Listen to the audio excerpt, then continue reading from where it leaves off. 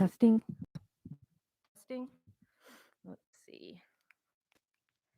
Testing. Here we go.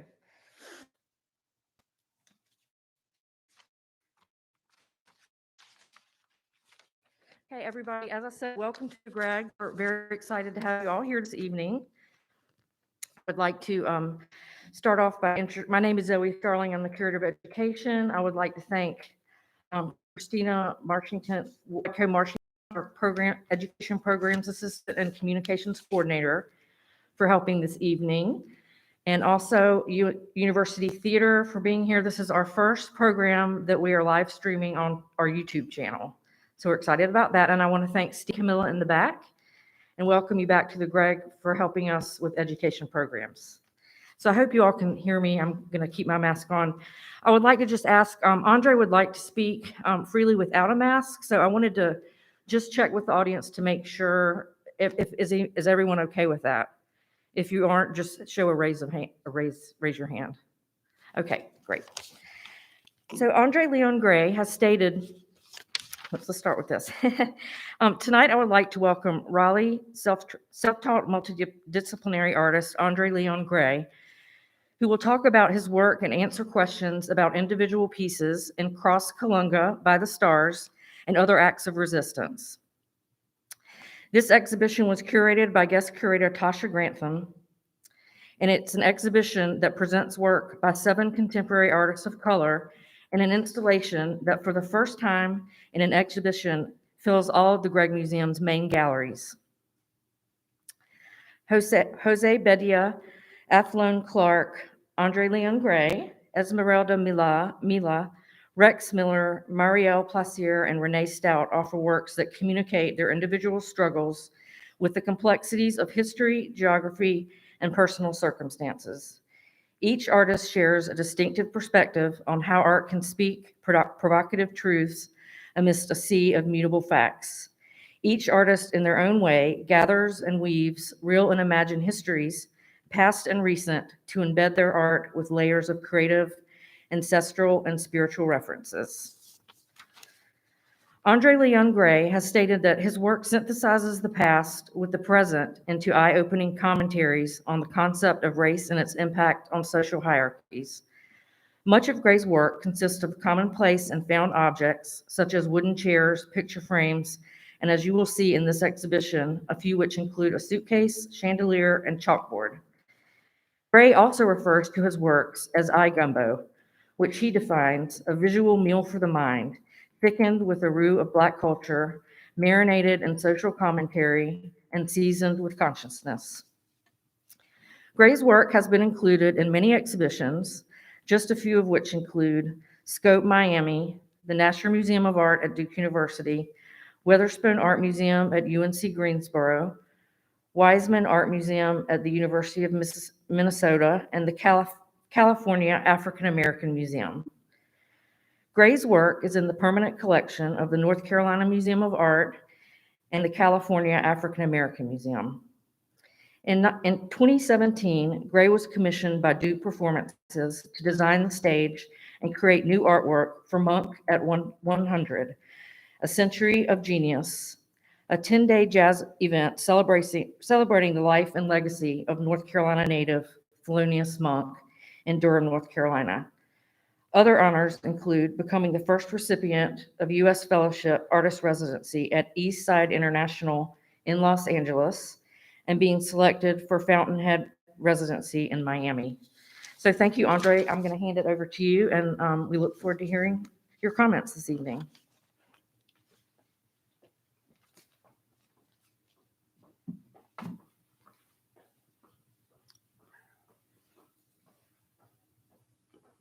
How's everybody doing?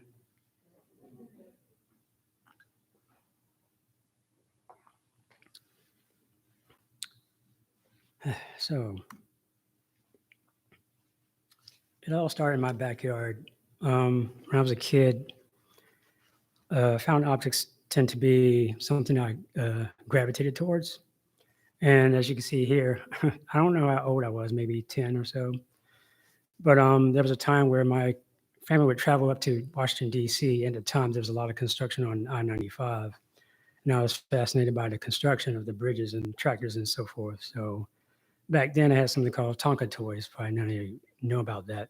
Probably too young to know, but I would take like as you can see, I have where I actually curtain rods, and I stuck them in the ground and tied string to them, and I actually fabricated my own little signs out of paper and ballpoint pens to stuck them in the ground. So I was actually back then even constructing things on my own. I was always interested in making things just to express myself. So this piece was one of my first ensemblages I made back in 1998. And the story about this is that I actually found this Gem 4 panel maybe half a mile from this museum back in 1998. And what I did, I took an old basketball I got at a thrift store and split it open by the seams, as you can see here. And I nailed it onto this floor panel. And the title itself is called Jim Crow-nasm, with emphasis on the word crown. So it's a combination of the words Jim Crow, crown, and gymnasium. So I always like a play on words in my titles in my work. So it's kind of actually important to know the titles of the work as well, not just the image itself. So this is a piece I made 21 years ago during my artist residency at Art Space. This is my tribute to Thelonious Monk. And I had the opportunity to show it in his hometown of Rocky Mount at least twice. And as I said earlier, more recently at the Monk at 100 Jazz Festival. This was a time where I was doing a lot of kind of ancestral work, dealing with not only my own ancestors in my own work, but also well-known like jazz musicians and people of that nature. So I used a lot of objects here based on kind of a voodoo theme with the different bottles, the different ping pong paddles, the different hats he might wear, and so forth, basically like offerings to him. So this is a piece that's in the show called Hidden in Plain Sight. And this is one of the pieces I use this method of using tar on canvas. It was something I discovered a while back, creating this kind of a glossy top of a matte surface. And the crutches here represent a form of healing, something that you go through as far as like an injury, whether it's physical or mental or spiritual.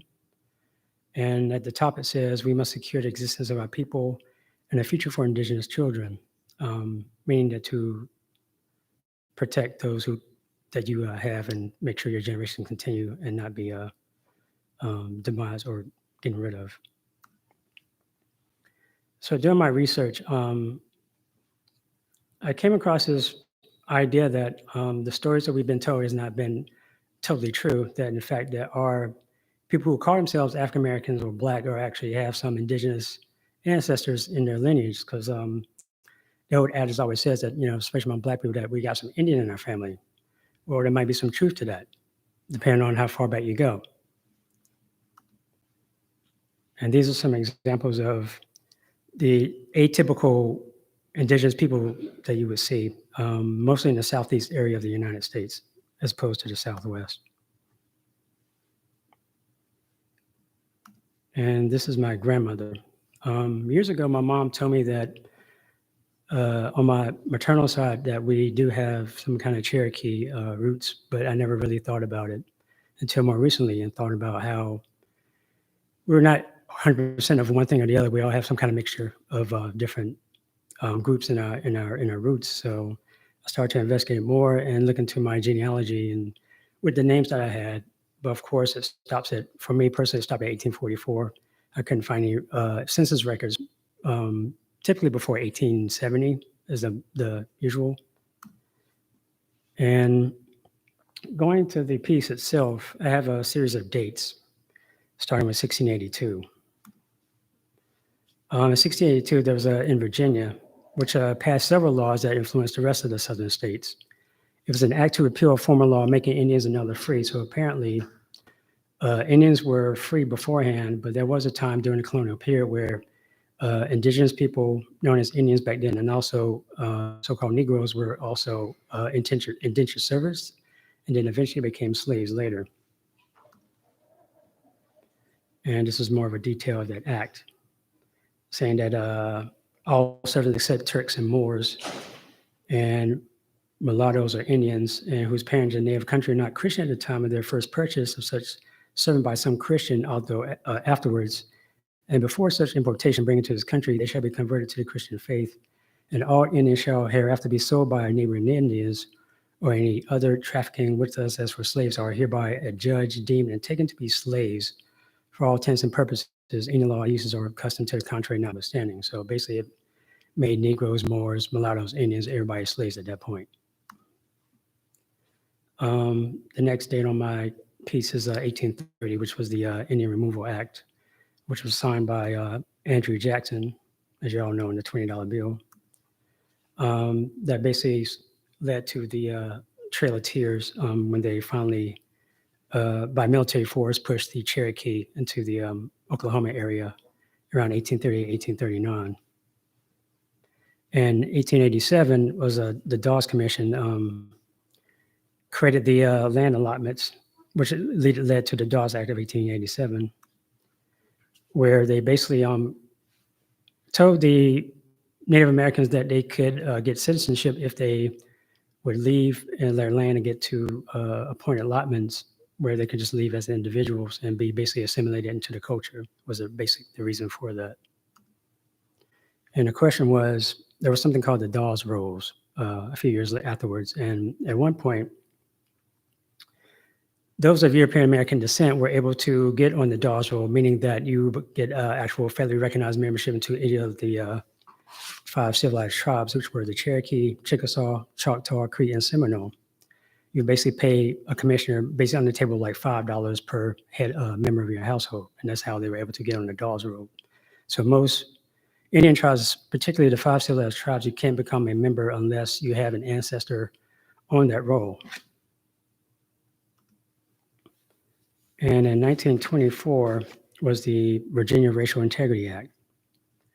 This was the basically the one-drop rule as pushed by Walter Plecker. He was the state registrar of vital statistics in Richmond, Virginia.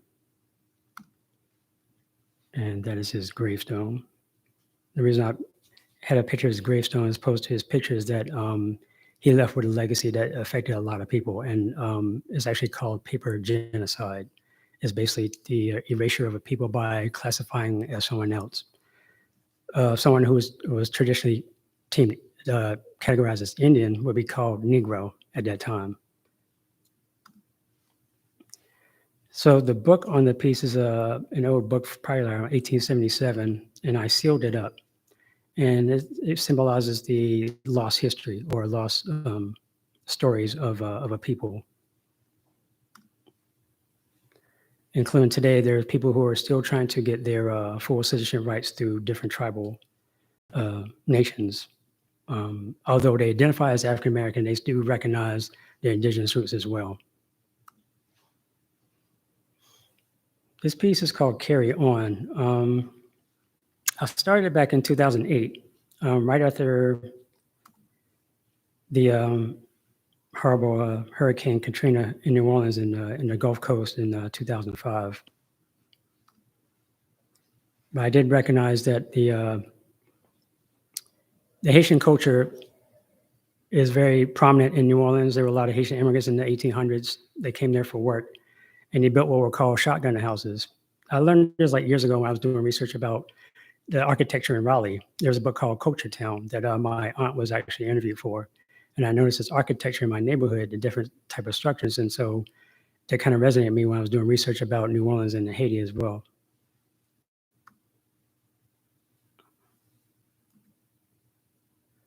So this is an aerial shot of when the levees broke in New Orleans. And there was actually an old song called When the Levee Breaks, not the Led Zeppelin version, but the original by Kansas Joe and Memphis Minnie, and that's them. But it was actually a song about the Great Flood of 1927 in the Mississippi River.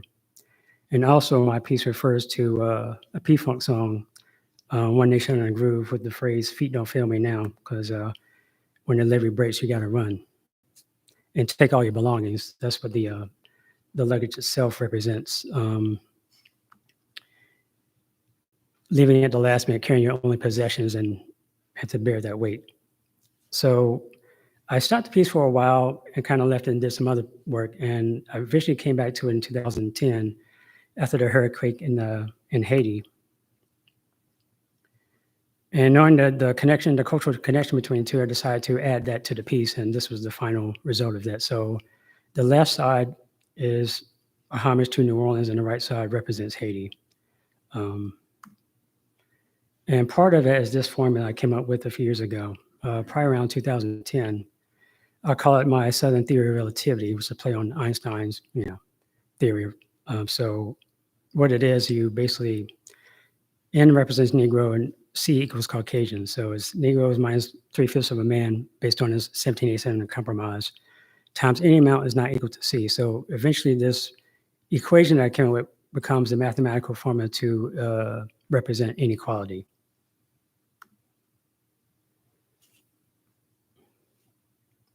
Another reference on that same piece was the I Am a Man signage that was carried by the Memphis sanitation workers in 1968. And more recently, we were witness to the attempt by Haitian immigrants coming to America through Texas. So there's always a struggle going on. There's always kind of a double standard as who can stay and who can go. And have noticed this double standard with Haitians in particular, even during the Bill Clinton administration back in the 90s. And this is a closer view of that, including the motto of Haiti and a representation of Toussaint Louverture, the father of Haiti, and the Haitian culture. And this was actually a source material. Another book in my early part of my career was A Flash of the Spirit by Robert Ferris Thompson. It was very influential in my earlier work on my pictures using ancestors that I found from South Carolina years ago. And tetrodotoxin is actually also represented in that piece. Is actually a powder that this Harvard scientist discovered during his travels to Haiti, and it's actually a powder that would create a almost zombie-like appearance in a person that actually they would appear dead, but they're actually still alive. So it's actually a realistic way to create a zombie. And eventually that book, Serpent and Rainbow, became a movie back in 1988. This piece take the L in the grand scheme. I was thinking of the intergenerational wealth within the African-American community and economics and how economics plays in with racism, systematic things of that nature. And I include the Southern theory of relativity again on the side at an angle. And closer view, this is actually a photograph of a man from a family in South Carolina that I found, probably taken in the late 1800s, maybe 1870s. And across his image is a flow chart, which is based on this early piece I made. And at the bottom, it says, we shall seduce, we shall overwhelm, we shall persuade, we shall convince, we shall neutralize, and eventually we shall overcome. And the title Higher Ground is actually a reference to a Stevie Wonder song of the same name. So I use a lot of references to songs, film titles, movies, even comments on social media in my work in some way or form. Also, the piece includes a handshake, almost like the side agreement between two people to disenfranchise others and keep the money on one side of the fence, so to speak. I don't know if anybody caught this. I saw some comments, someone thinking that this was a penny or a coin upside down, but in fact, is the Christie's logo. So the idea was this: I was more like referencing the art world in regard to intergenerational wealth, thinking about, for example, Jean-Michel Basquiat and his family and how his work has sold for like hundreds of millions of dollars now, as opposed to being like 30,000 or 50,000 when he was alive. And I think his sisters are actually taking over the estate. So it's all about generational wealth in that regard as well. And I also included the eBay logo as part of it, as a more of a digital way to create wealth. I've heard stories about people who sold products on eBay and were actually able to buy a second house because of the money they were making. So it's all about how you apply yourself and how you make your money. You find ways of doing it, either digitally or otherwise. So this is a piece that's not in the show.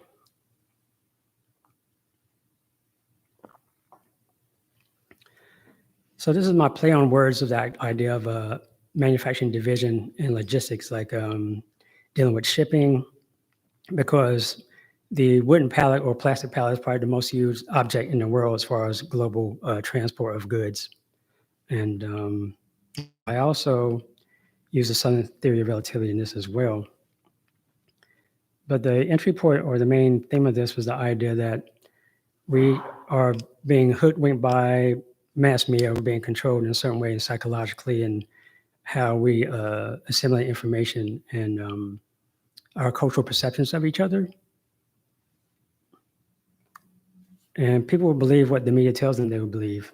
George Orwell. It seems like the times that we're in right now seems very kind of parallel to what he was writing about in his book, 1984. And if we're not paying attention, it could get worse. So it seems like I don't really watch TV like I used to.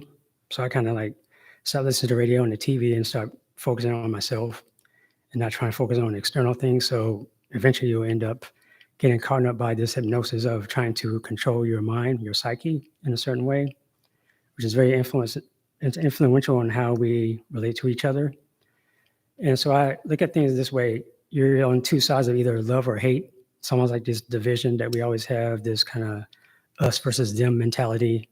Even with the light of recent events and what's happened last year, people are like taking sides like sports teams. It's almost like this psychological battle, even a spiritual battle in regard to that, where we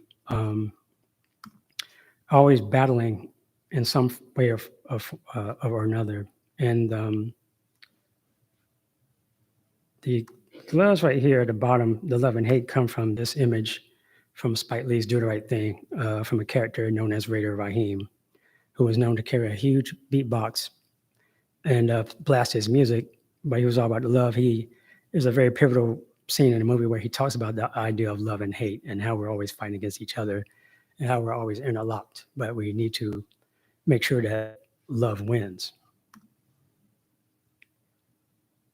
So I did a show in 2020 at the beginning of the year in January. And previously before then, there had been some controversy that came up on the USC Chapel Hill campus about Silent Sam. And it was apparent that I think in August or right before Thanksgiving 2019, the Board of Governors had a behind closed door agreement with the Sons of Confederate Veterans struck before Thanksgiving to set up a $2.5 million trust to pay for the monument's upkeep. And they also gave them a bonus of $75,000 in exchange for a moratorium on the SVC not to wave any Confederate flags for 5 years on campus. Then later in February, a judge overturned that settlement, even though they said they already spent some of the money. So this was very timely for me to have this piece. And so this bag is filled with this tar-covered money, kind of play on the idea of Tar Heel State and Carolina Tar Heels. I usually have visual puns in my work as well. Whether you get it or not, it's always there. Like my work always has layers to it. And this is an image of Silent Sam. Actually, that date is wrong. That should say 2018. And this is Julian Shakespeare Carr. He was a industrialist, philanthropist, and also a KKK supporter. And he was well known for giving a famous speech at the dedication of Silent Sam back in 1913. And this is a closer image. What I did, I took that photo and did like a mask image of him and framed it. And I placed this red veil on top to kind of imply the idea of lifting the veil, so to speak. Like all these different truths are coming out, hidden truths have been hidden from us as far as our knowledge of them. And as we go closer, put 13 stars around him. And if you look at his clothes, I added his initials like on his lapel. And also, if you notice it, there are two eyes peering out from his vest, or actually, if you look closely, those are like KKK hoods. And the pyramid itself on him was basically a remark that he claimed that he painted the Durham bull on one of the Great Pyramids, but that was just a myth. The next piece, what does revolution sound like? I also used a tar painting technique to honor the revolutionary leadership of Toussaint Louverture, who helped get the Haitian Revolution started, but he ended up taking an invitation of France and put in jail, and actually died in 1803, but never got to see his country's independence the next year. And also references Huey P. Newton with the use of the rattan chair, and also the gloves represent Muhammad Ali.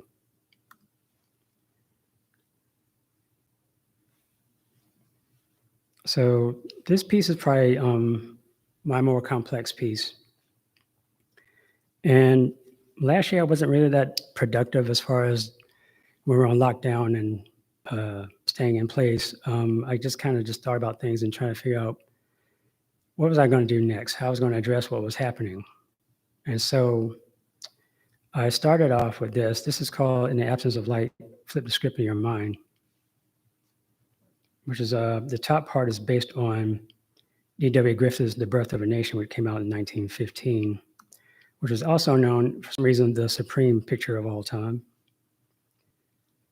and starred a antagonist who was actually a white actor in blackface. And so here at the top, I added this quote. I was actually thinking about meme culture and how I would apply it in my own work in some different way. So the phrase, if there's no resistance, it will crawl into the soul of anyone who engages it, is actually, can be twofold. My initial intent to make it about fear. In this regard, you may think it might be talking about just about racism. It depends on your view of it, your interpretation. But at this point, I was thinking about fear and how it affects us, whether you're on the opposition or the defensive side of that. And at the bottom, I included what would be editing icons of on your phone. You have a heart or a like button. You have the pencil or the edit button. You have a share button and a delete button. I was thinking that applying it to the idea of white supremacy itself and racism, you would either like, love, or accept it, that dominance. You would either tolerate it, maybe edit some things out to suit your taste, or you might share the propagation of the myth, or you might reject it entirely.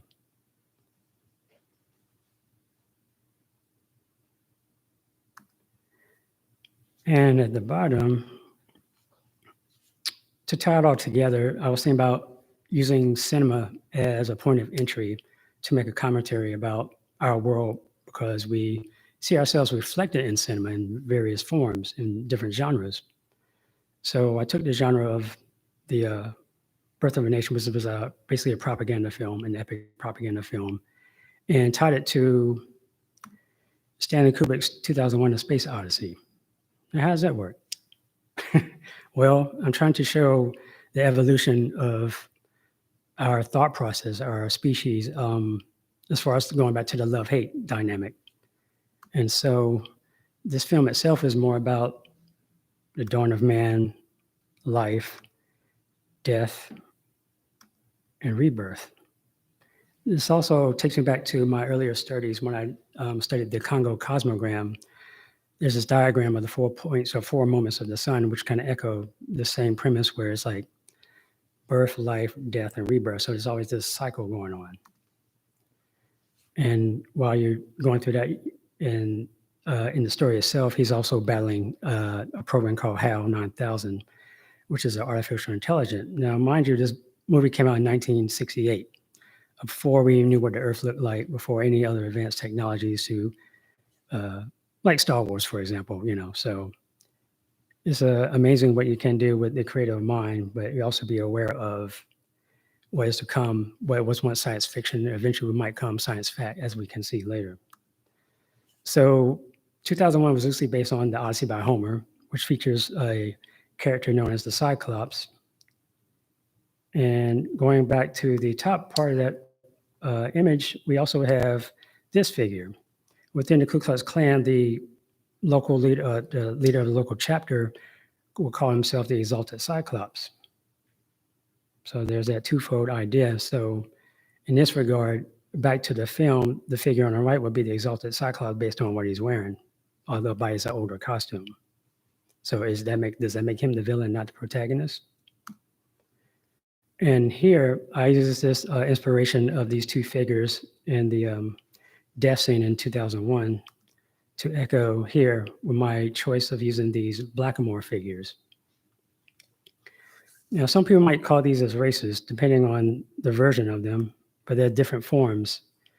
They were known to be started in Venice, Italy, and this is like the earlier form of it.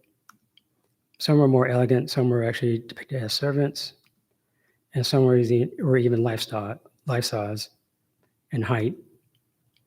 And some were very elegant. So going back to this, I was looking at these as guardian figures, not necessarily servants, but those who are guiding you towards some kind of new enlightenment. That's why they have candles. That's why they're holding candles. And they're holding this chain. In a sense, the chain does not represent slavery. It's more like a chain of unity, uniting mankind, because we're only as strong as our weakest link. So if we keep fighting each other and being divided by certain ideologies, then we'll never be united as a people, as a human race. The two Blackamoor figures are looking towards the viewer in the future. And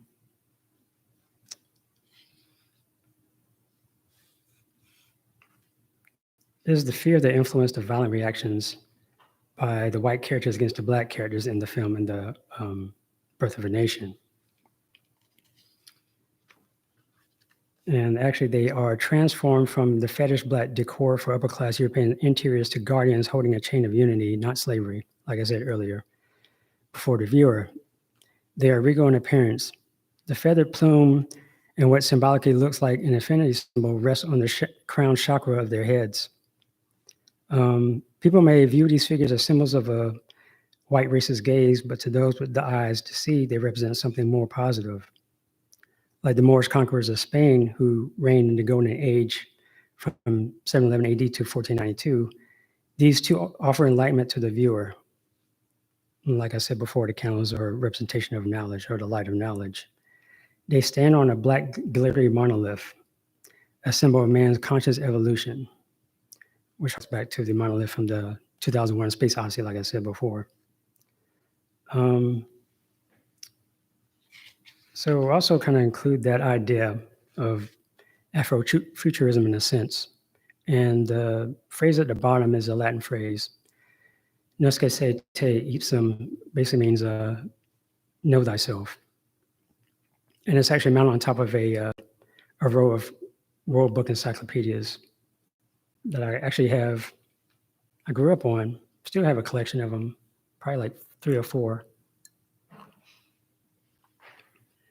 But that was something we used before we had Google, you know. You had to look in a book, you didn't have it in your hand, can easily look up, you know, so. But up close, if you really see it, if you ever did look up close, there are these hexagonal shapes. It's black glitter, but for me, I was trying to represent nanotechnology. If you haven't heard of nanotechnology, I think you should look into it because it'll be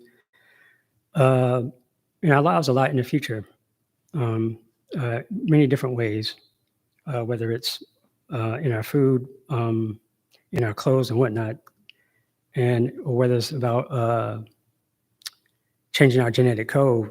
And if you look at this image that I found on the internet, this kind of device looks kind of familiar. It reminds me of the Sentinels in the Matrix.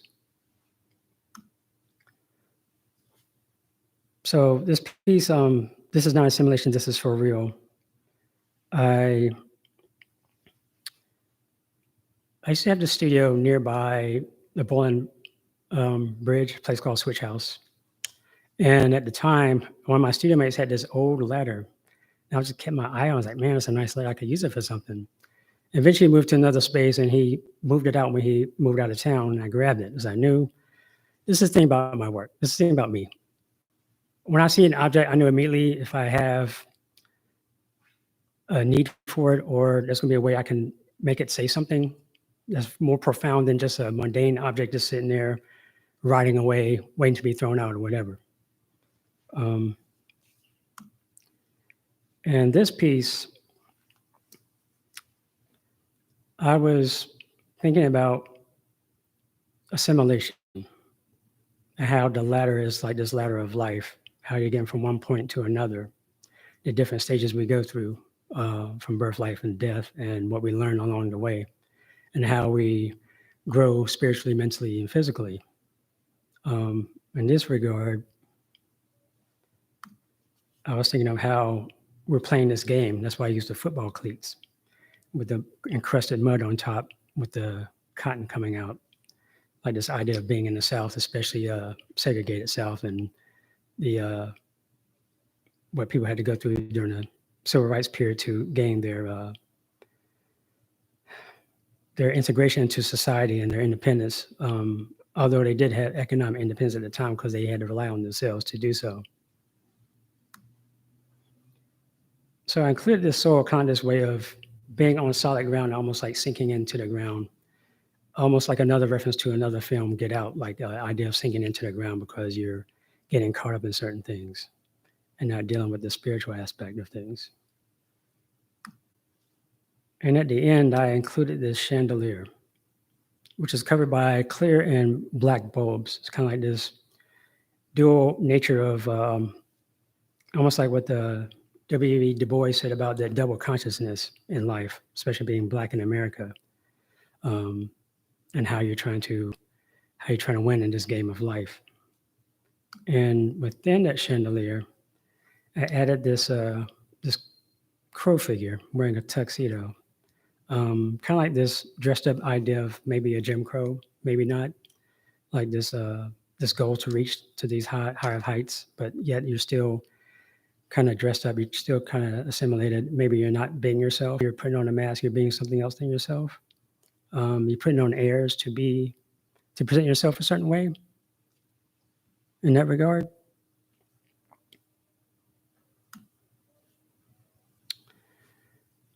And this piece. I also did this at a community residency in art space back in 2012.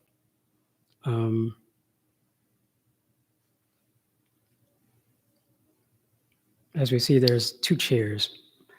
One is an upside down school desk and another is an Eastlake armchair.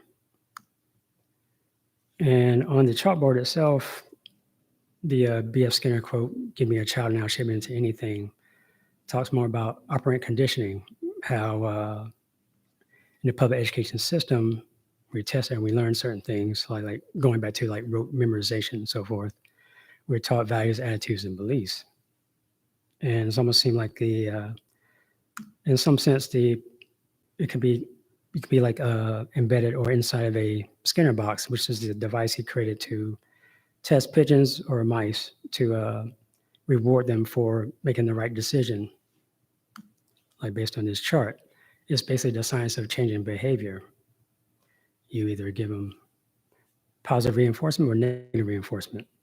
And he said the closer you implement and reinforce it to a behavior, the greater chance of changing that behavior.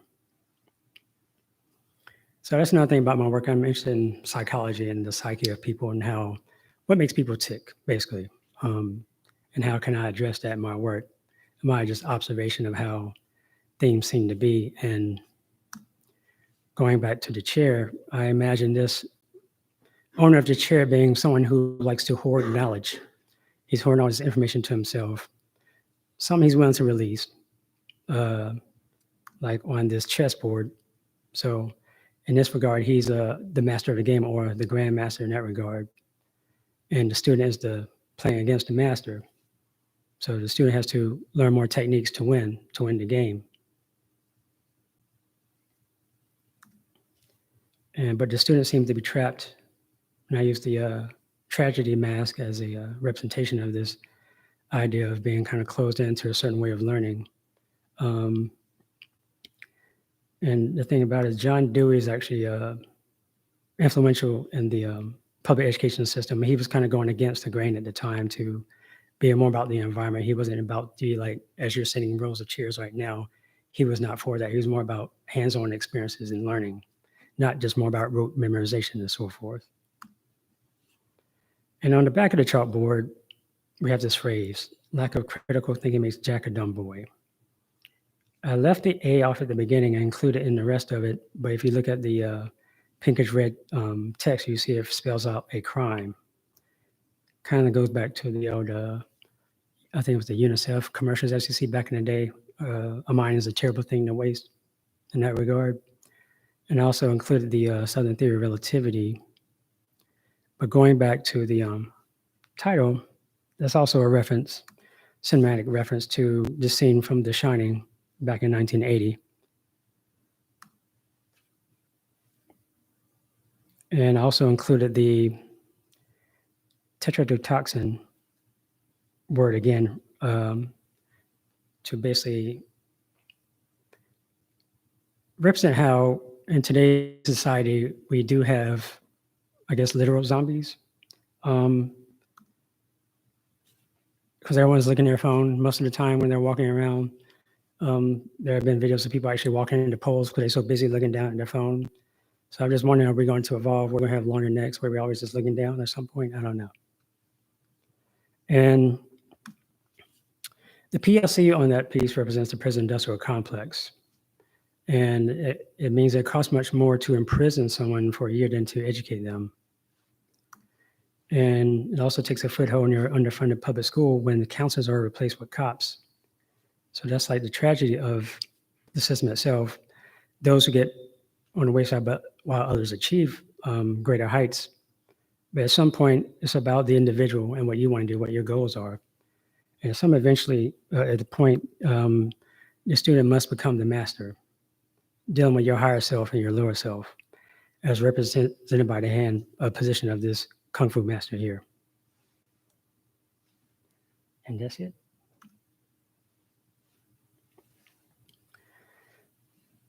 Are there any questions?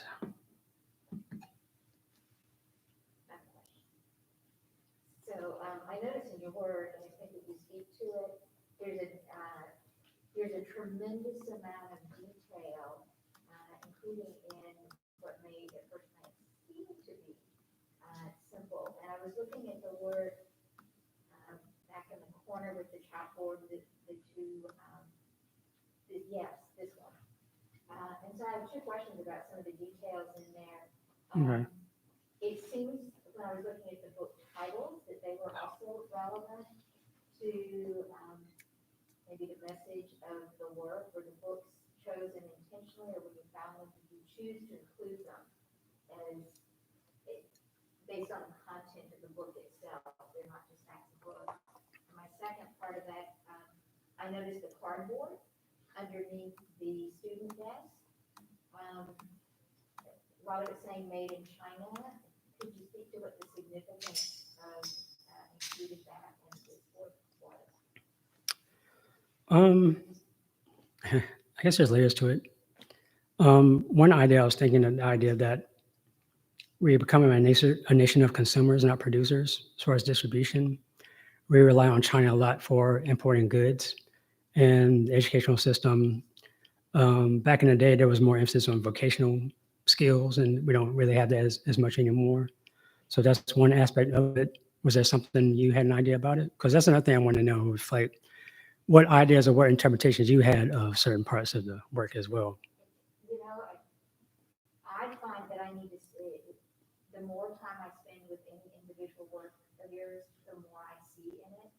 So I would speak, my first reaction to the cardboard was this notion of products and creating products and connecting it to the notion of the student, and the student was the equivalent of this product that it is produced, which may have nothing to do with what you intended. No, that's fine. Yeah.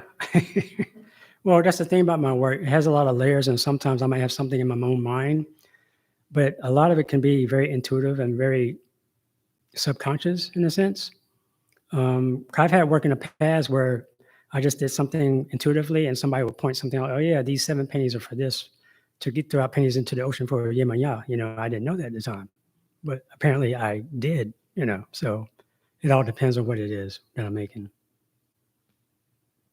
Thank you. Yes. So, the first time I actually saw your work was at the Ant Museum in Charlotte. It was the piece that was on Columbus Month. Right. I thought that was really dope. And also, I kind of just feel that, well, I get an essence of very ritualistic, like, especially with indigenous practices of Black people. And I just wanted to know, do you feel like some of the pieces like actively channel some of the ancestors? Oh, definitely, especially my earlier work. That's why I was dealing with like old photographs. I included some of my own relatives in my work as well. But yeah, definitely.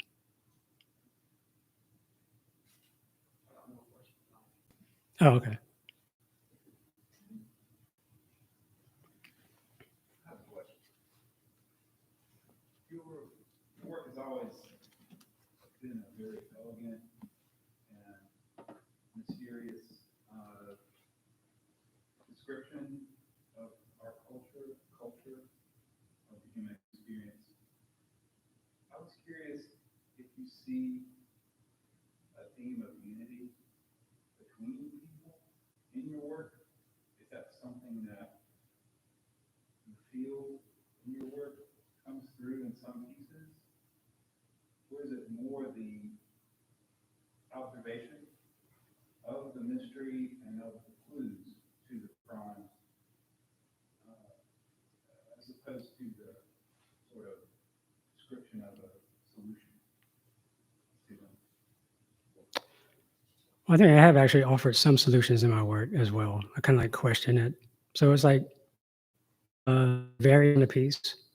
I think for the most part, in dealing with asking the question of why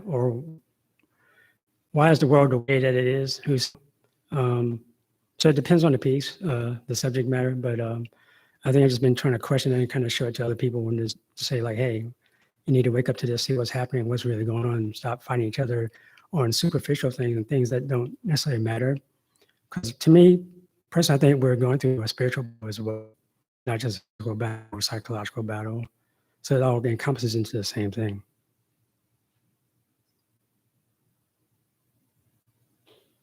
I have a question. So in one of your earlier pieces, you had on the piece, it's a chaos versus chaos. Is that a specific reference to Egyptian ideology, mythology? Is it a larger version of that? Yeah, there's always references. I do that a lot. It's like a visual collage.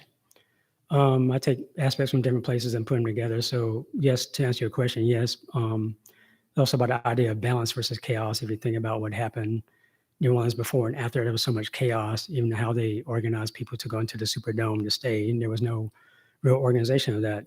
And also in my work, I also think about the Hegelian dialectic as well, as far as like problem, reaction, solution as well. So you have to bring order out of chaos in that regard.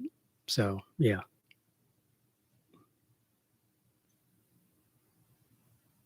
I have some more general question about the process, I guess. Seems like research is really important part of your process, and I'm wondering, do you have an idea for a piece and then go out and research it, or do you find the ideas in your research? It depends on the piece. For example, sometimes hard to remember what came first. So I think I had a chalkboard first, and eventually a friend of mine had this antique chair. He was getting rid of it. So, oh, that's great. And I'll take that. Even though it was all falling apart, the springs, I was like, that's perfect. I love distressed things. And so I figured out there's one way I can eventually set up this dynamic. So eventually I went and got a school desk. Normally, like this is one of my old notebooks here. And what I'll eventually do is I will write down maybe a sketch of an idea. Depends on the piece. I might go through ideas. Okay, how can I represent certain? Then I might go out.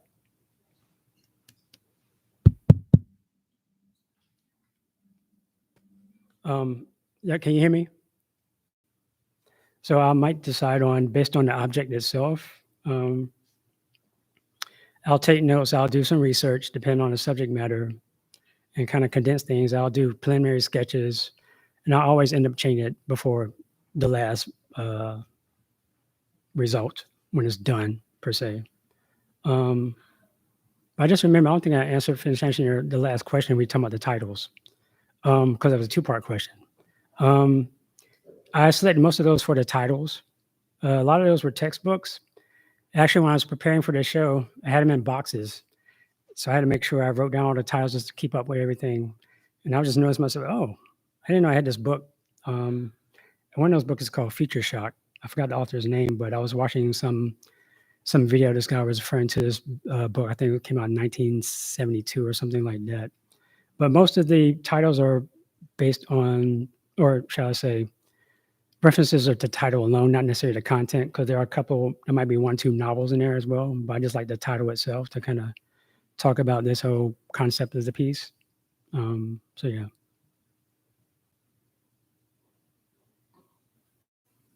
Yes. Have you seen What's it called? Clansville, USA? Cland? Yeah, Clansville. Oh, I haven't seen that. Yeah, it's basically about Raleigh, North Carolina being one of the kind of lesser known but largest chapters of In Raleigh, not Johnston County?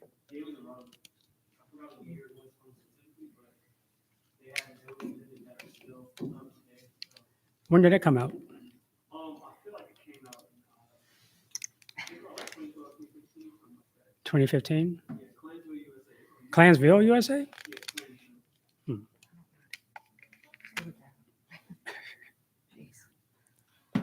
Working. Yeah, you missed it. Yeah. Check. All right. Yeah, I haven't heard about that. Have you seen Wilmington on Fire? Well, yeah, actually, a friend of mine is pretty close to the director. I think they own a piece of his Oh. passion, but I've seen a documentary. Yeah. That's a good documentary to check out. Wilmington on Fire, if you haven't, about the insurrection or the coup d'etat, basically, of 1898, November 1898 in Wilmington. Any more questions? I have a more personal one. You're a self-taught artist, and so my, and I am not an artist at all, so I'm always curious about, at what point in your life did you recognize that you were an artist? You showed us the picture that you, at an early age, were attracted to found objects. But at what point did you realize that you were an artist? And again, a two-part question. As a self-taught artist, are there particular artists or works or movements in art or other things that are particularly influential in your work? What was the first question? At what point did you recognize Oh, right. that you were an artist? That's a lot to think about. Sometimes I have to catch up in my brain. Interesting story. I was working at some retail store back in the 90s. And I took a drawing in to show a coworker. He was like, if you can do that, why are you working here? It's like, yeah, you got a good point. And at the time, I think I was working at a thrift store, and I got like an old $5, an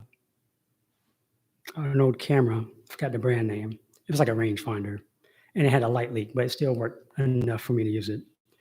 And I used to go to this camera store in the same shopping center complex, and he basically mentored me in photography. He gave me one of his cameras, and I used that. And that's around 1994, but it wasn't until maybe 96. So Lump Gallery opened up the weekend after Hurricane Fran, and that was the same weekend the movie Basquiat came out, about Jean-Michel Basquiat. And I went to go see it. I remember driving up Six Horse Road to go to the Colony Theater, which was still open then, and dodging like fallen pine trees just to get out there, but they were open. And I saw it and I was like, wow. I only heard a few things about him before then. I might have heard something briefly in 92 when he did the retrospective about him, and there was like a feature on 60 Minutes. I think Morley Safer was the reporter. He always like, I'm on YouTube. I don't want to say what I want to say, but he's always putting down certain work. And I remember some kids saying, "Oh yeah, I can paint like that," but that was his way of making it work, like almost childlike, you know. that innocent kind of way of doing it. But yeah, after seeing that movie, it's kind of inspired me to actually pursue being an artist. And I actually started on photography first. My first show was at North Carolina Wesleyan College in Rocky Mount in 97. Yeah, 97.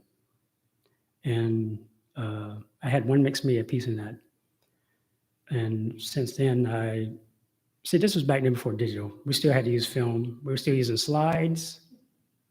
And so that was more expensive. So I decided to go into found objects because that was cheaper I could find. That was the same time that in Oakwood, a lot of houses, people were renovating these Victorian homes. They threw out windows and doors and stuff, and I was collecting them. And that's when I started doing that. And I think my first group show was at Lump, a 2-artist show back in 98, I believe, with Mike Salter.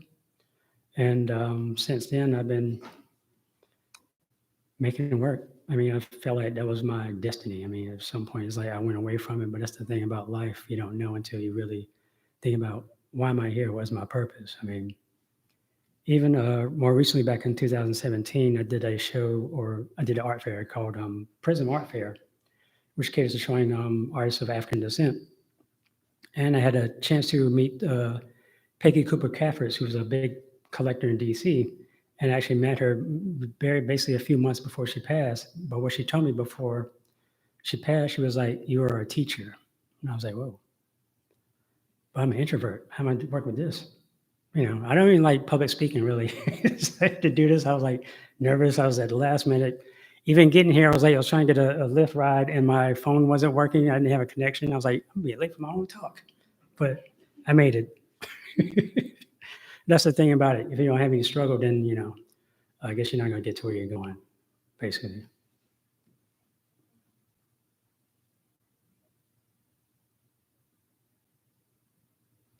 I'm interested in the second part of the question too. What are some artistic movements Oh. and artists that inspire you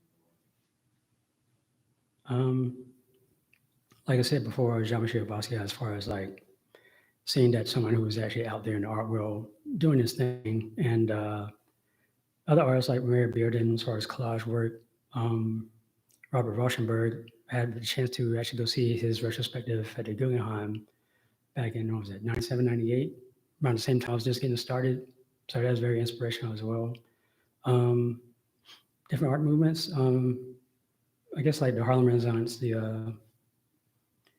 just like different things that I kind of absorbed, not just necessarily art moves themselves, but like even going back to, I say, about cinematic influences in my work, whether it's books, mass media, things I see on the internet. But most artists like David Hammonds, for example, not many people know him, but he's like the old school influence. But yeah, trying to think if I think of anybody else, but I think that's about it that I can think offhand.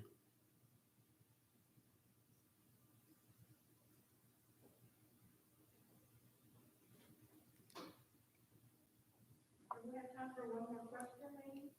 Anyone have another question? Well, thank you very much, André, and I want to encourage everyone to please explore Cross Kaluna, and you can see these works that we talked about in person. We're open until 8 this evening. So thank you all for coming.